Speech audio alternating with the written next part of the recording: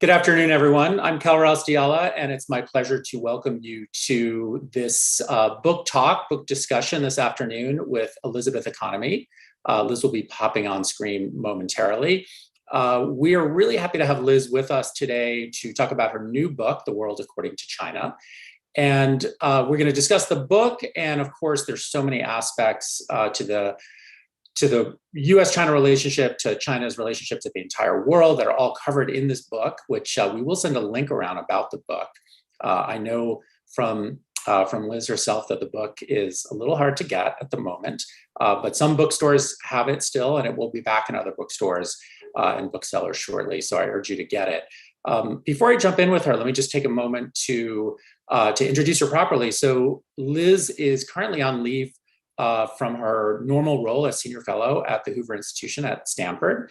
And she's currently serving as senior advisor for China to the Secretary of Commerce. Though, of course, the book and everything that she will say today do not represent the official views of the US government. She's here in her personal capacity. Liz is a longtime China expert, previously senior fellow and director for Asia Studies at the Council on Foreign Relations, a political scientist, and the author of many books, including The Third Revolution, The River Runs Black, and there's another one I'm forgetting. I'm sorry, By All Means Necessary. By All Means Necessary, yeah. Thank you, yeah. So these are all works that look at China from various perspectives. And I'd say that the current book, the one that we're going to discuss today, is maybe the broadest in the sense that she really looks at the kind of broad sweep of how China sees the world and engages with the world. So Liz, welcome. Thanks for coming on. Thanks so much, Cal. It's really great to be here with you. Yeah, it's good to see you and see that you have this book out. I enjoyed it. And even as someone who follows China moderately closely as a non-expert, I learned so much from your analysis and your kind of coverage of the waterfront of what's going on with China today, and Xi Jinping, of course, a big part of the story. So I thought we could just start first with something that's happening at the moment, which is the Olympics. This is the second time that China has hosted the Olympics. First time was in 2008. And, these Winter Olympics are a little weird for many reasons. There's political issues. There's actually no snow. There's a bunch of environmental factors I'm sure you know a lot about.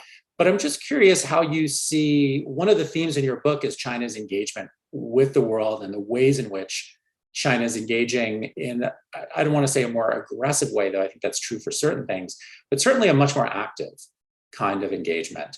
And the Olympics are often part of that story. So I'm just curious, do the Olympics matter in some way, or what do they tell us about the bigger picture?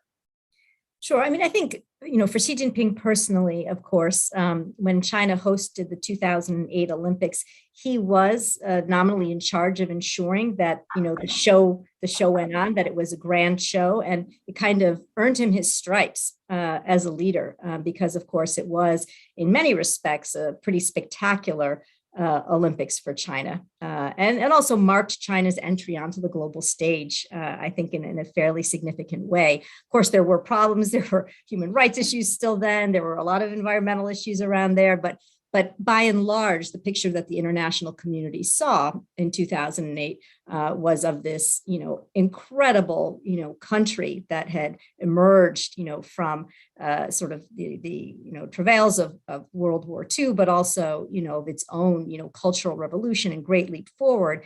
And now had triumphed. And so I think that was the, the story in 2008, and that was Xi Jinping in 2008. And if you fast forward to the 14 years or so now to 2022, I think in Xi's mind, when China, won its bid to host the Winter Olympics, I think he had a couple of things in mind. He has a fixation on sports, as we've seen with soccer, with basketball. He wants, he's, telling all the parents that they need to get their children to be physically fit. So I think that element of it matters to him, the sport, the competition. But I think he also saw it as a kind of second coming out party for himself. And it probably is an affirmation of his leadership. And again, another chance to have China shine on the global stage. Instead, of course, it's been a much more mixed picture for China. Obviously, there's COVID. There have been a number of stories of athletes and others who have been seemingly mistreated or at least poorly treated, when they have COVID, tests that are positive one day, negative the next day. And so a lot of, I think, mixed experiences, certainly not uniformly positive from the perspective of the athletes. But I think that, of course, the big shadow looming over this Olympics has been Xinjiang. And, the fact that a lot of the world is looking and, wondering what's happening to those, more than 1 million Uyghur Muslims who've been, detained in labor and re-education camps. And, does this situation in China today with this type of, really significant human rights abuse underway, does this really represent the spirit of the Olympics? And is China a country that merited or merits hosting the Olympics? And of course, it's facing a diplomatic boycott from several countries, including the United States. Still, 30 people turned out, 30 leaders turned out, 30 or so leaders turned out.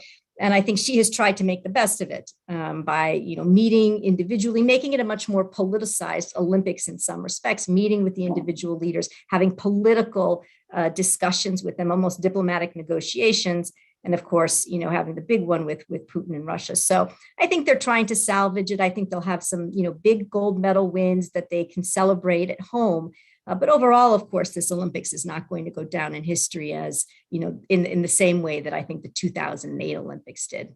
Right. Yeah, no, I remember the 2008 kickoff, and it was incredible. And there was actually events here in LA, and it just seemed like, obviously the Summer Olympics are a bigger deal in some ways, but it was, as you say, a very different time. And China, I think, has become, to most of us, or at least many of us here, certainly in California, we're well aware of China's wealth and power. But in 2008, maybe that wasn't so clear to a lot of people. So I think that's a pretty apt description you gave.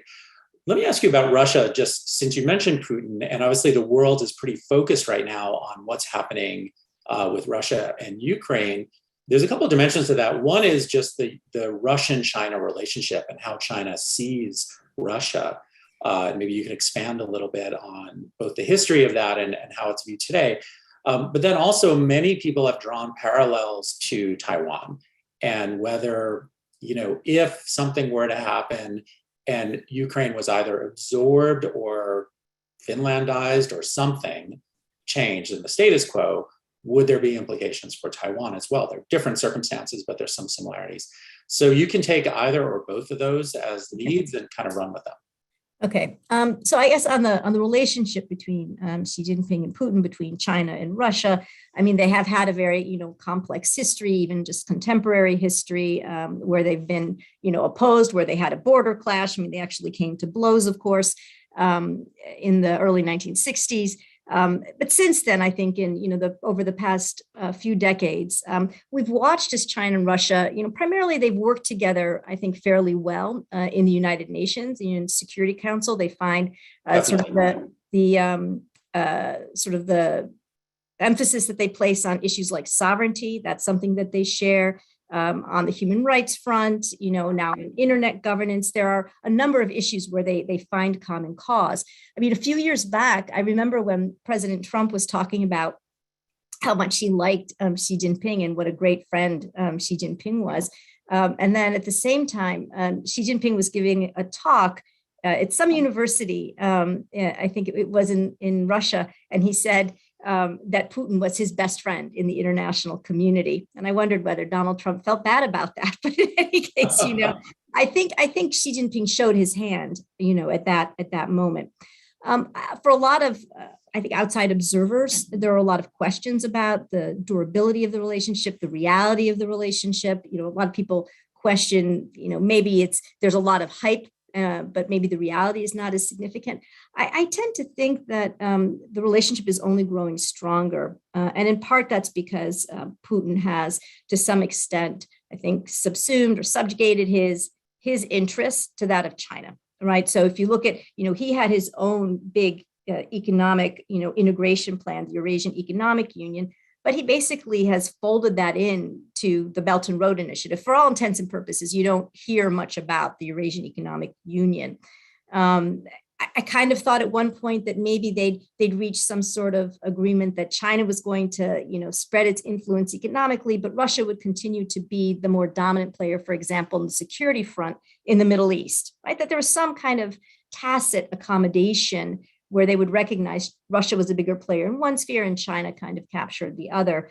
I think increasingly, that relationship is not going to be tenable because I think China is growing in its military power. It's importing, less in terms of Russian military arms as it develops its own capabilities, right? And in some cases surpasses Russia's the technology, the level of technology. So I think it's a relationship that, and the last point I'll make, sorry, is that their trade relationship was actually not that significant. It's 50, 60, 70 billion dollars. I mean, for two vast neighbors, you'd think that there would be more trade and investment, but it wasn't that great, but it's jumped up now. I think it's about at 150 billion or so. So, I think from my perspective, as I look at the two countries, I think there's far more areas of cooperation and coincidence of interest than there are areas of potential conflict. So frankly, I'm becoming increasingly concerned because I think it's not even just about China and Russia. I think it's about China and Russia and Iran and then maybe North Korea and then a vast number of authoritarian states that are sprinkled throughout the world that you really are beginning to develop at least an informal type of coalition that can take action, for example, in the United Nations on issues like human rights and try to upend, traditional norms and values. So I think it's something to watch and something I'm pretty concerned about. I mean, I agree. And I think already you're absolutely right. That's happening. It's happening. Certainly you mentioned the internet as an example where you already see that kind of alliance of autocracies or authoritarian regimes working closely together. China, I'm sure, sees itself as the leader of that group. It's interesting to think about the Russia-China relationship because Russia, on the one hand, yes, very significant military power, permanent 5 member of the Security Council. Economically, Russia is quite small. And so, China just dwarfs it. I think Russia's a smaller economy than California. I'm not going to swear to that, but it's pretty small. Oh, so, I think that is correct. Yeah. Yeah. So, we're not talking about a big economic player, and this is such a different world than we should note that we are in the month, I forget the exact date of Nixon's visit and the Shanghai communique, but it was exactly 50 years ago this month. 50 years ago or 51? Now I'm pausing on that, but something like half a century ago. 50, I think. 50. President Nixon goes to 50. Yeah, China. of course, 50. I do know that. Famously goes to China. And part of the reason for that was, of course, concern with the Soviet Union and figuring out how to balance against the Soviet Union and how different things are today. The concern is so much more China. People will talk about Russia, of course, in the Beltway, but China is overwhelming. So it's a pretty different world. But all of that said, I think you're right that there's a lot of common interest, but there's also scope for conflict, and we may see more of that. I think there's still some territorial disputes and some other issues where. Yeah, I think not serious ones. I think I would just say I think at this point that we should, consider them to be, for all intents and purposes, when it comes to U.S. policy, I think we should consider them to be quite closely aligned. And I know, there's been talk over the past few years of, opportunities to kind of pry them apart. I don't see any interest in that. If you look at the statement that the two leaders made, during the Olympics, it talked about essentially, a new form of an alliance that's better, not using that word, better than anything that came out of the Cold War, and I think signaling that they are prepared to kind of together to create some form of a new world order. So I don't think we can bank on the two countries sort of fracturing over, something. Agreed. And the relationship does seem different, not only for the economic reasons that we discussed, but, when Mao visits Stalin, or, it's just a different world. China is sort of a country trying to get off the ground. Today, China is incredibly powerful.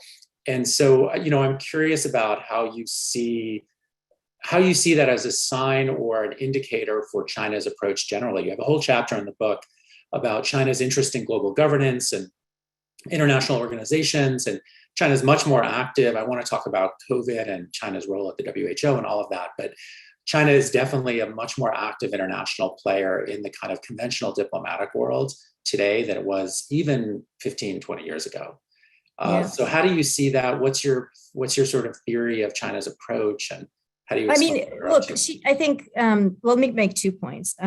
First, one of the things that I found really interesting as I was doing the research for the book was just this sense that China was really taking its model at home and then, elements of it, right? Parts of the development model, parts of the political model, and then pushing it out into other countries through things like the Belt and Road Initiative, or sometimes through more coercive economic coercion, and then looking to those global governance institutions to cement those same values and norms. So it's kind of like a multi-level game that it's playing.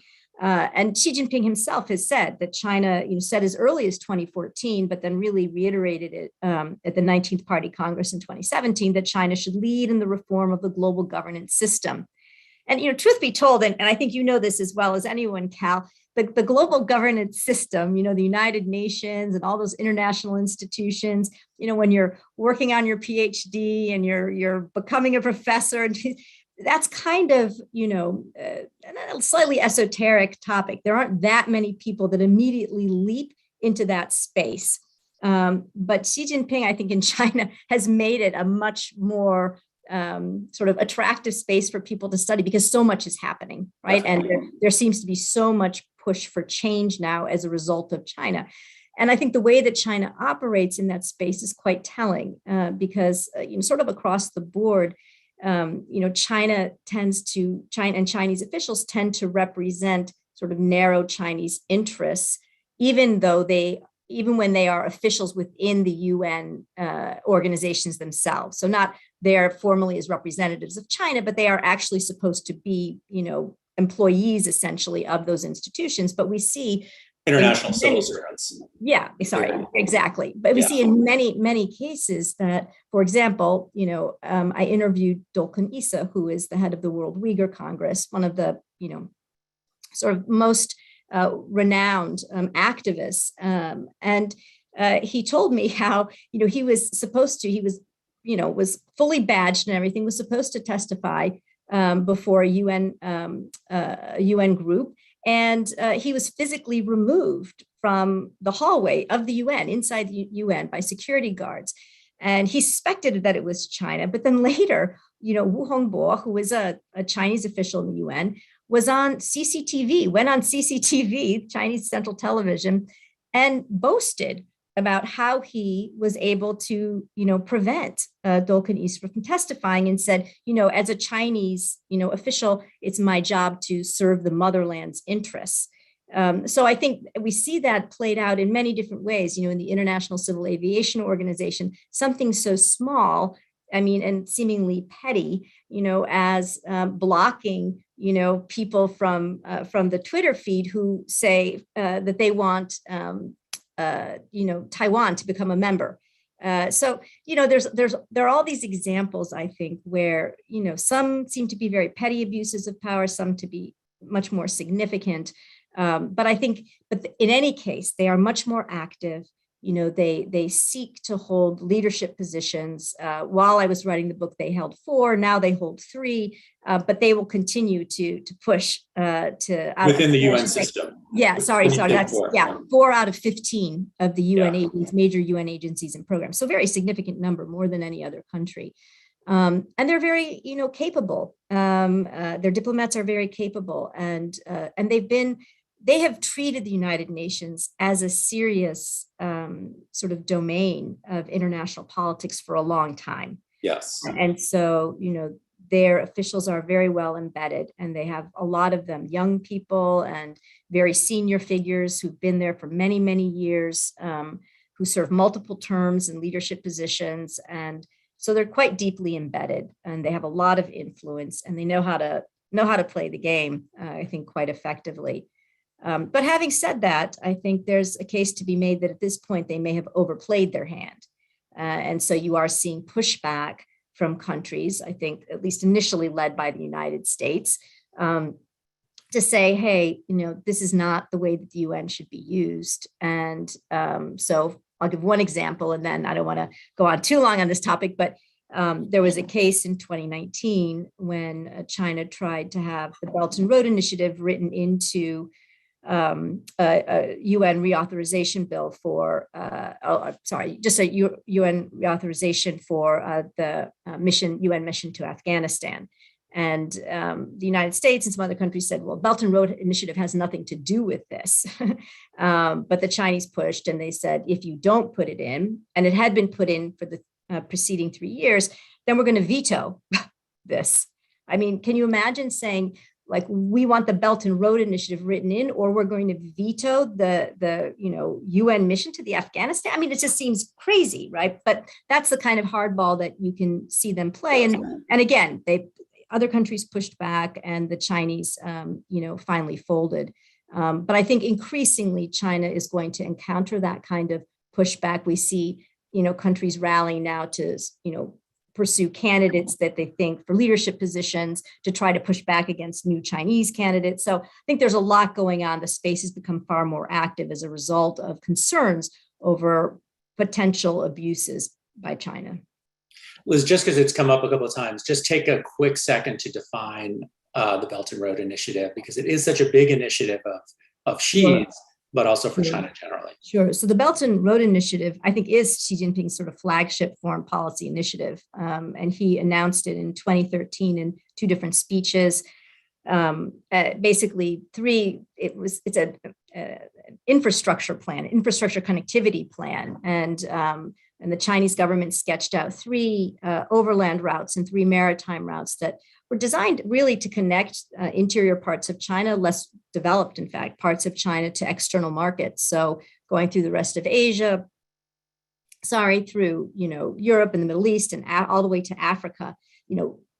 Over the past now 9 years, since it was originally, almost 9 years since it was originally announced, it's expanded to include the whole world. It's no longer just hard infrastructure like ports and railroads and highways. There's digital infrastructure, so e-commerce and satellite systems, and fiber undersea, fiber optic cables, and soon the ECNY, the digital currency.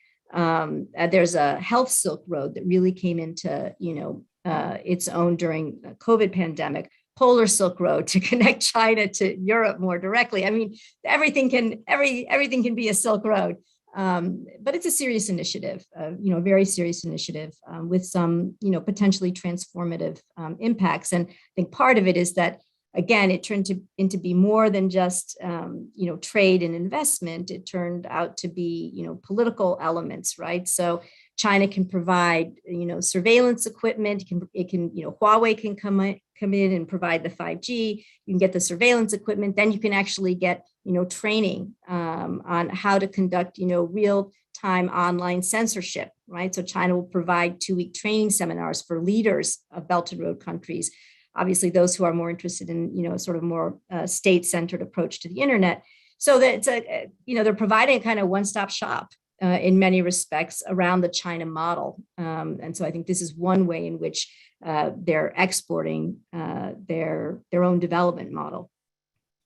Yeah, they do seem to take it incredibly seriously. And I was in Beijing in 2017, and there was some kind of Belt and Road big conference about to happen. And it was incredible. Literally everywhere I went were enormous billboards touting the Belt and Road Initiative, often in English. And I don't read Chinese, but so maybe there were ones as well. But the English ones I could certainly read, and I was just impressed at how seriously they took this from a kind of almost a PR point of view to the Chinese people. Though I guess the English billboards were aimed at others. I don't know. It was an interesting thing. I mean, it is interesting, and I think what happened. So the second Belt and Road Forum. I think what has happened is that there's been pushback against the Belt and Road, in host countries, because again, with that export of the China model, you've got the benefits of state-led rapid infrastructure development, just the way that China developed, but you also have all those externalities like lack of transparency and the corruption and the labor problems and the environmental degradation and pollution. All of those things have accompanied many of the Belt and Road projects as well. So a lot of protests by civil society in host countries. And inside China, you make an important point about communicating to the Chinese people. There's also been, a lot of complaining about the Belt and Road. So, scholars complain because they say this makes no sense, in terms of like the economics of it make no sense. Business people say, we don't want to do this. We're not actually going to make money off of this. It's not, this is a strategic plan. It's not an economic plan. And then the Chinese people have complained because they say, why are you, they think of it in terms of aid, which it really isn't. And they say, why are you giving all this money to all these people everywhere when we still, are a developing country. So, Sounds familiar. It's become a very bumpy Belt and Road. Yeah.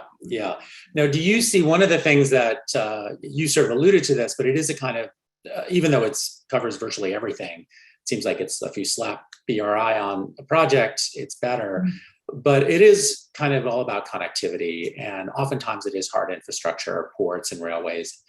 One of the things that's often tied to it is China's expanding military interest around the world and maybe increasing bases. And you quote someone in the Chinese government, or maybe it's someone, I'm now forgetting whether it was someone who talked to you at a conference, basically said, yeah, we're going to have a whole bunch of bases, kind of like the United States, right? Which I thought was a really interesting point, which, many have assumed that, but China has been very cagey about its intentions. So what do you predict in the next decade, in terms of China's ambitions to be not just a Pacific power, but maybe a broader, whether it uses Belt and Road or not, kind of a truly global power with global reach?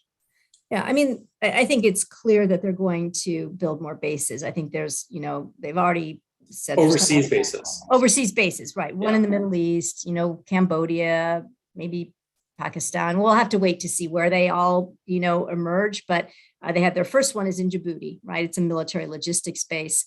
So a military official who's now a scholar is the one who said, we're going to have, one of them said, we'll have more than 100, we'll have as many as the United States. And the thing I think many people don't appreciate is what a fundamental shift this represents in Chinese thinking. Yes. Because, historically, the People's Republic of China has been adamant that they will never, ever have overseas bases, right? Because one of the things they prize most is sovereignty. And, bases overseas are kind of a sign of like colonialism and a great power's infringement on the sovereignty of a lesser power.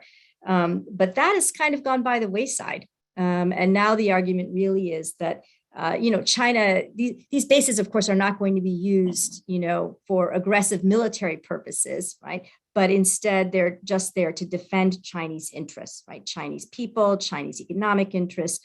All of those are very far flung. You find Chinese, businesses everywhere throughout the world now. So China's making the case or trying to make the case that it needs its military there as well to defend these people. So that's the argument. I don't know how many people believe the argument, but that's the argument.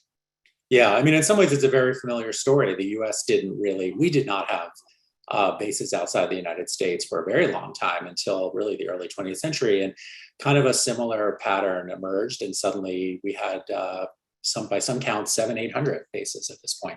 So it's not surprising.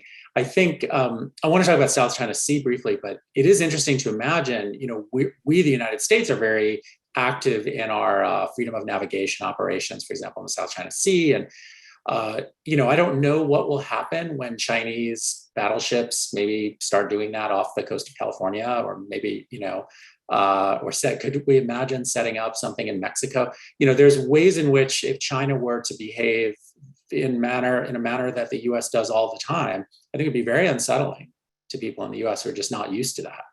Yeah. I mean, there's a slight difference here, of course, because the South China Sea is a contested area. Absolutely. And the reason that the United States is doing the freedom of navigation operations, in part, of course, is because, China claims, 80% of it, but there are also 5 other nations that claim this same area. And so there's there are different, there's a different situation there, I think, playing out. I know I'm reaching, and I completely endorse that, and I think the Chinese claims are kind of absurd, but in any event, those claims are there. Yes. I guess without getting into details on South China Sea, because it can be a very narrow kind of thing, why is it important to China? So there's this, large area. I know there's fisheries and there's gas and, other kind of, but it's more than that. So what is it that's so important to China? I mean, from my perspective, it's the sovereignty issue, and there is no issue as important. I mean, aside from domestic stability, I believe there's no issue as important to Xi Jinping in particular as this issue of sovereignty. And he has said, for example, there can be no great rejuvenation of the Chinese nation unless, for example, China reclaims Taiwan. So, and the South China Sea is part of that. And I think one of the really interesting things in the early stages of COVID, I mean, frankly, something that surprised me, there's not a lot that surprises me after 20 gazillion years of studying this, but this surprised me, was how assertive China was militarily during this period. So, there was the border conflict, the first deadly border conflict with India. There was certainly much more assertiveness with regard to Taiwan, the Diaoyu Senkaku Islands. You had, China pushing into Indonesia. Just on that, sorry to interrupt, but those are islands contested between Japan and China. Sorry. And then, pushing into Malaysian and Indonesian, sort of territorial waters. You even had them laying political claim to territory within Bhutan during this period. So they used, I think, the distraction of COVID, right, and the fact that so many countries were consumed with battling the pandemic to try to, to probe, to push, to see what they could get. And again, I think that issue of sovereignty is core to China, but really core to Xi Jinping. And so I think that is at the heart. Yes, there's the fisheries. Yes, there's the potential for oil and gas, and China certainly wants to have control over those. But beyond that, I think it's an issue of sovereignty. Yeah, it's just striking how, if you look at a map, not that it's meaningful that this area is actually not that close to China and a lot closer to other countries, but it's interesting that China has dug in so much on the South China Sea when the basis of their claim is actually really not that strong. And I've been in various. Of course, they in the court of international law, right? It's not even not that strong. It's not recognized, right? So it's not recognized. So, I mean, it's even not just not that strong. I'm being charitable, but they lost decisively in a tribunal that, granted, they didn't participate in, but they really lost on virtually every aspect. I want to talk. So there's a couple of things we haven't covered. One, I want to get to COVID because COVID's such a big issue right now, and China's role in it is important, not only for the pandemic itself, but just for the points you mentioned about global governance and the role of the WHO and China's influence and maybe pernicious influence, but also Chinese soft power. So we've kind of talked a little bit about hard power and various ways in which China is throwing its weight around. But we also know that China, and you talk about this at length in the book, about how China has tried to use soft power and somehow capture interest from things like the Confucius Institutes, which we used to have one here at UCLA. They used to be all over, which were attempts at exporting Chinese culture, but maybe also exporting some more pernicious things, to its influence in Hollywood, which you detail and is pretty profound at this point financially, but also on the actual substance. You give the example, many people have, of the upcoming Top Gun movie and the fact that there's apparently not going to be a patch for Taiwan on his jacket, and that's all Chinese influence. And there's so many examples like that in which film studios here have, as I think you rightly point out, sort of anticipated Chinese objections to things that don't look good for China in films, partly for box office reasons and partly for financing reasons. That's just one aspect of Chinese soft power. But one of the things you demonstrate, I think, in the book is they're not very good at it. And China has not succeeded at being liked. And Chinese culture, as incredible as it is, has not really had the impact around the world that I think the Chinese government would like it to have in the service of politics. And so just expand on that a little bit for us. Why do you think China's inept at this? Or Yeah. why have they failed? Maybe there's Yeah. just headwinds. I think, if you think, I mean, everybody can have his or her own definition of soft power, but, in my understanding and, of Joe Nye's original concept, it really, it springs organically, right, from the ideas and the culture and the creativity of a people. And it's those things that make it attractive to people outside the country, right? That's what the soft power is. So it can be everything from your brands, your, Coca-Cola and McDonald's or whatever, else they might be, to the music and to the sports, and, all of those elements can be parts of soft power. And for China, it, especially under Xi Jinping, that organic element is missing because it is such a top-down controlled society, right? And culture is controlled and ideas are controlled. And so I think it's very difficult to find, sort of the attraction, right? If it's all about control and making sure people are just staying within the lines, nobody's coloring outside the line, limits on creativity, then you're going to be limited in your soft power as well. So I think that's part of it. I think also with Xi Jinping, I'm not sure he understands soft power. A couple of times, most recently this last summer, he's talked about how Chinese diplomats, need to go out and create an image of China that is, respectable and credible and loved. Just even to say that you're going to create, an image of your country that is this, misses the point that the rest of the world can very well see what China is doing, right? It can see some of what's taking place in China, and it can certainly see what China is doing in other countries. So it's not really that you can't control the narrative, in other countries, but that is what China tries to do, as we've seen, in the case of the NBA with Daryl Morey, as we've seen in the case of Australia, when Australia called for the investigation into COVID, and China launched a boycott against a number of Australia's most important exports. China does try to control the narrative of other countries, right, on a range of issues, anything that it believes is related to sovereignty or social stability. I think one interesting example is traditional Chinese medicine, and this is something that Xi Jinping himself feels very strongly about. He believes and has said he believes that this could be an important source of Chinese soft power globally. Right. So, but just last year, Beijing City considered, and I don't know whether it happened or not, they considered passing a law that would criminalize criticism of traditional Chinese medicine. So imagine now you've taken what you think could be part of your soft power, and you're going to make it so that not only inside China, but right outside China, you're going to end up punishing people if they criticize it. So I think, they shoot themselves in the foot a lot because basically they're taking their own political model also, right, and trying to impose it in some respects, that kind of repression of freedom of speech on other countries. I think it's very hard to sell your soft power when that's how you are, sort of transmitting your political norms to other countries. Yeah, I think that's accurate. I mean, it's fair to note that the U.S. was a pretty active seller of soft power during the Cold War. We would sponsor, CIA funded a bunch of things behind the scenes.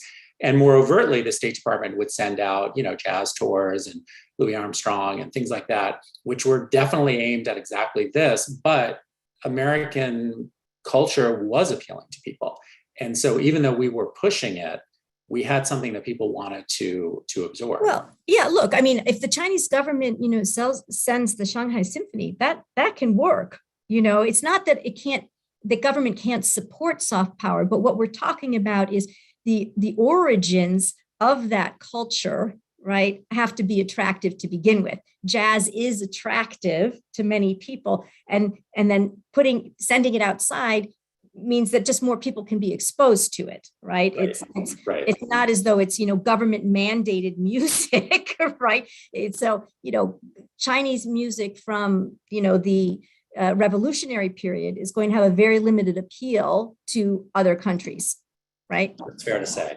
Yeah. Yeah. And it's interesting because obviously Korea right now is enjoying incredible cultural hegemony in the West in a way that, China So would true. love to have. And as big of a country as Korea is, it's tiny compared to China. And Yeah. obviously there's a lot of commonalities, but China can't get a break in this realm. So I want to get to questions from the audience, but let's just talk about COVID for a second. So obviously there's a number of ways to think about the relationship between China and COVID, one of which is, the epidemic or pandemic starts in Wuhan. You detail some of the ways in which the Chinese government, again, shows these very strong authoritarian tendencies. People have alleged that the WHO really did not do its job in the right way, in part because of Chinese pressures. At the end of the day, at the same time, there's been a lot of pushback even here about even saying some of the things I'm saying right now, sort of identifying China too closely with it is maybe something that we don't want to be doing. And so there's no escaping this connection. But what do you think politically is going to grow out of it? So in other words, in a year or 2 or 5, when this pandemic is really behind us, do you think this will ultimately be something that's really damaging or neutral or positive for China? I think, there are different narratives that come out of COVID, right? And so I think each one has the potential to be, to have sort of a long life.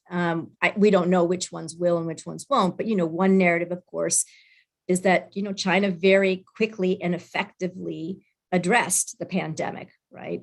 Through brutal means, but nonetheless, right, has, the incidence of death is very low in China. And you also very low in Taiwan. Right. Also very low in Taiwan. Yes. So there is a counterpoint to this, but I'm just saying here is a narrative. Here's one narrative string. The other narrative string, of course, is that because of China's, the fact that it wasn't transparent at the outset, and did probably either it directly pressured the WHO or implicitly the WHO felt as though if it did take aggressive action that somehow, China wouldn't give it the access that it needed to understand what was going on. In either case, that feeling of coercion existed, and that's a second narrative, right? That because of that the rest of the world suffered, so I think that's a second narrative. And then there's a little bit of a third narrative, I think, and that's around the vaccines themselves.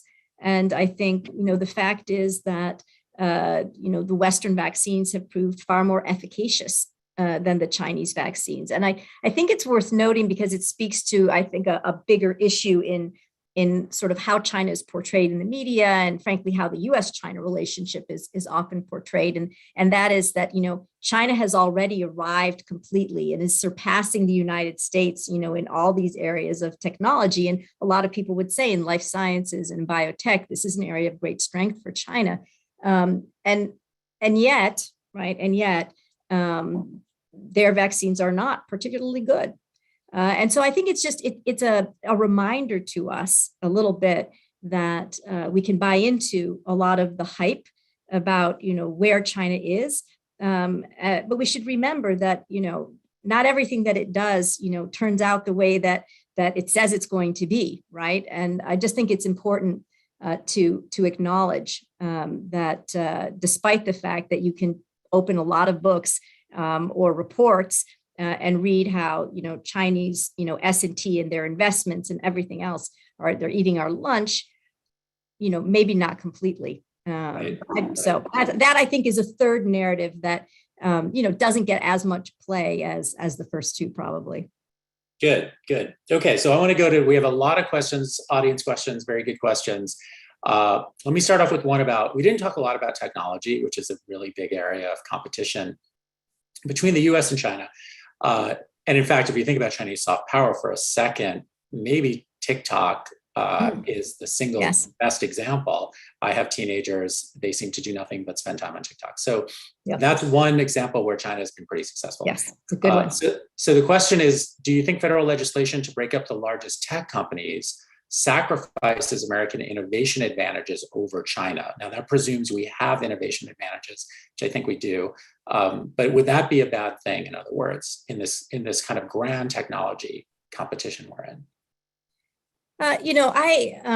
this is probably a little bit, since I'm a China expert, this question is probably a little outside my, true area of expertise. I mean, I will offer up that, I don't tend to be a fan of, breaking companies up that seem to be doing extraordinarily well for the sake of breaking them up. I think we do want to make sure that we are continuing to support, innovation at the grassroots level and a lot of startups. And so I think we want to make sure that we're doing a good job at that end. But I would say that, I'm probably not the right person to ask about whether or not, Google and others should be broken up. Okay, fair enough. Okay, next question is maybe a little bit more straight in your wheelhouse. Do you think the US should learn anything from the Chinese way of development? I think, one thing that China does well is that it does have a long-term vision. And it does, 5-year plans, they often don't come to fruition. There are problems. They have this campaign style. So you end up with a lot of inefficiency, et cetera. But I think the fact that, every 4 years we have a presidential election, and it's entirely possible that, important rules or even laws that were passed, during one 4-year period can be completely upended in the next 4-year period. Yes. I think can be problematic. And I think China doesn't, have that same problem. And I think that that does work to their advantage. So I think a longer sense or a more coherent sense of what is truly in the US national interest, in particular when it comes to something like science and technology or national security, so that we can make sure that we are investing continually, in a way that will enable us, right, to remain a leading innovation power, for example, over the long run. I think that could be helpful. Yeah. So if there's one thing that I wish we would do better, that I think, we could learn from the China model, it would probably be that sort of ability to cast out 5, 10, even, to 2050 and say, this is what we want the world to look like. Right. This is the world that we are striving toward. I think that really helps you to organize your resources in important ways. So I think that's probably that's the one takeaway I would have. Strategic patience in things like that. Yeah. I think Kissinger is the one who often says something about Go versus chess, and this is the reason that allegedly it seems inane, but that's a common thing that's said. Okay. Next question, is China trying to destabilize the domestic affairs of the United States? I think we saw during January 6th that there seemed to be a little bit of Chinese meddling. We've seen certainly during the Black Lives Matter, at the height of Black Lives Matter, the Chinese engaged there and, to try to exacerbate. Yeah. Pardon? What were you going to say? Mocking us also when we mocking us as well. Yes, horrible things coming out of the foreign ministry, actually, really appalling. But not frankly exclusive to the US. I mean, China has done this to many other countries as well, but nonetheless. So I think we've seen them meddle in ways that we really hadn't before, and trying to amplify sort of the polarization in our country. I don't know how much effort goes into, on a daily basis trying to create problems. I haven't seen much evidence of that.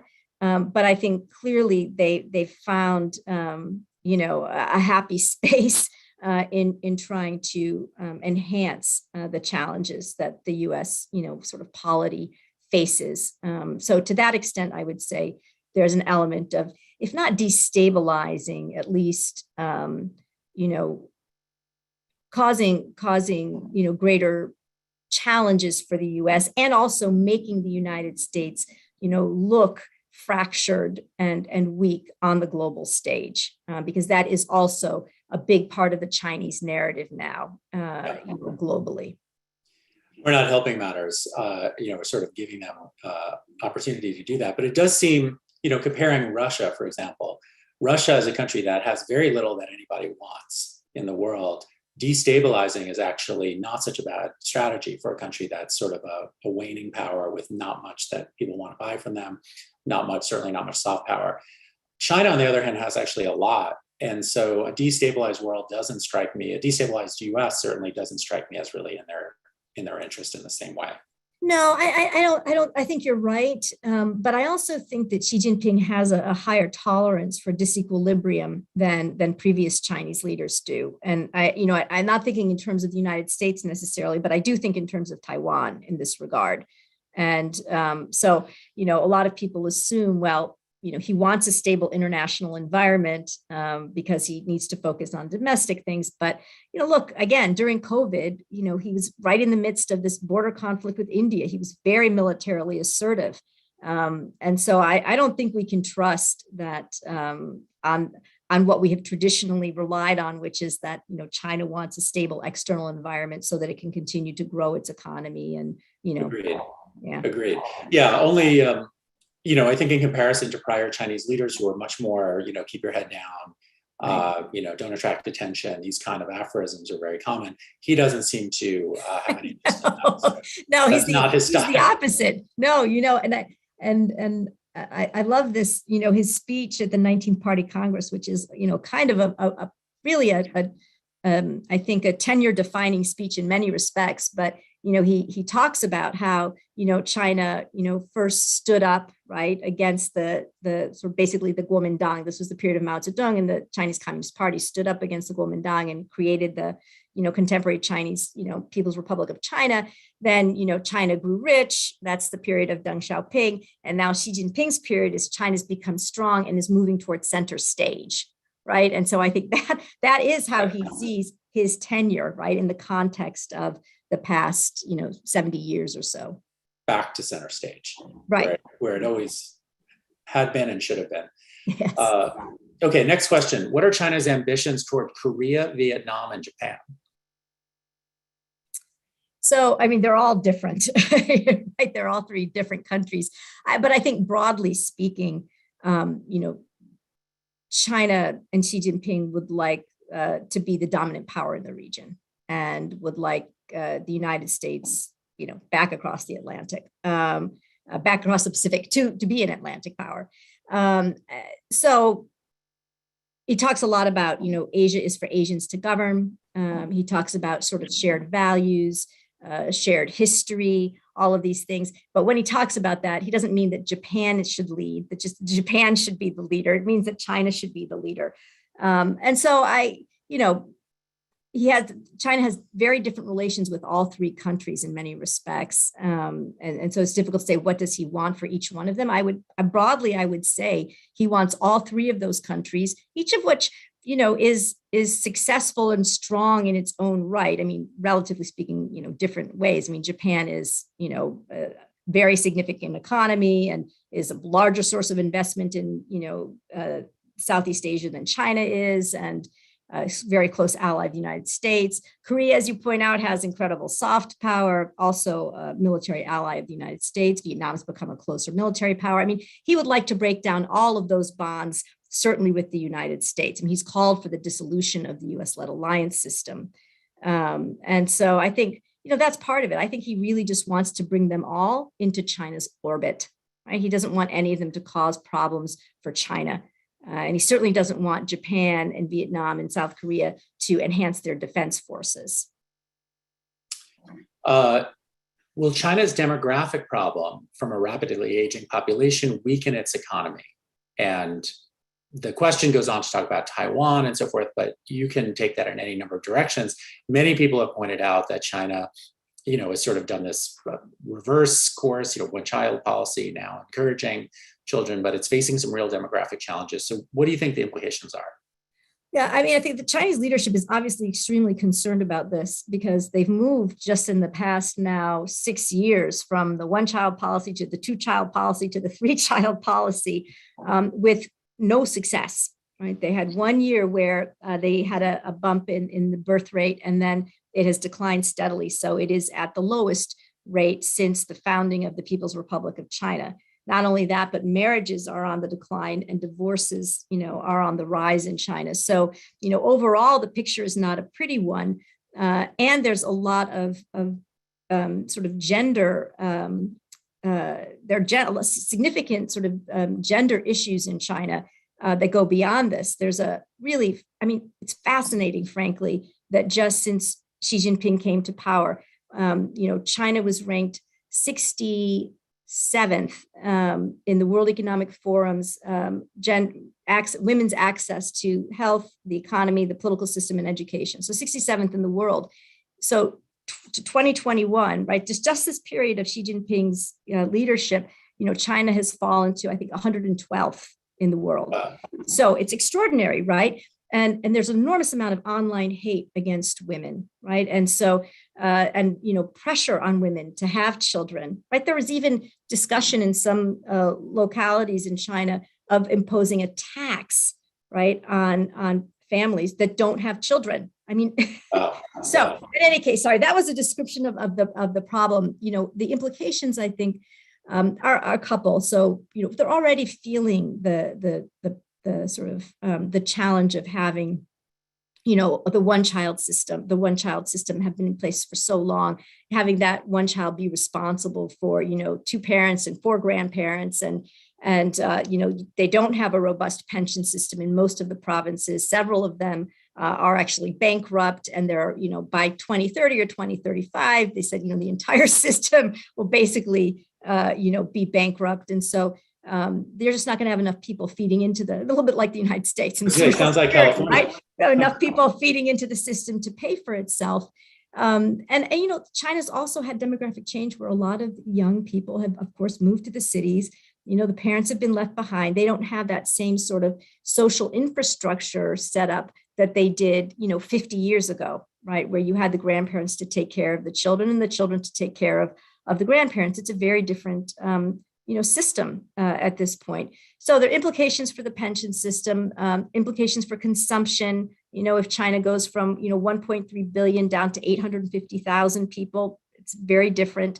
Xi Jinping's whole dual circulation theory, where China can innovate, manufacture, and consume all in one loop, largely, becomes a less, not just a less attractive proposition, but less likely proposition. And then I think the interesting one too is innovation, right? Because young people are innovation lifeblood of every country. Yes. And they're also the first adopters of new technology. And so as the population ages, you can imagine that there will be pressures in that sector as well. And so, I mean, there are a lot of, I think there are a lot of forces that are causing concern for the Chinese leadership, and not apparently a lot of creativity or ability to think about how to address those problems, at least not to date. Okay, well, that's a wonderful endpoint. We're right at the hour. So Liz, thank you so much for coming on. And again, Liz's book should be available soon in some places.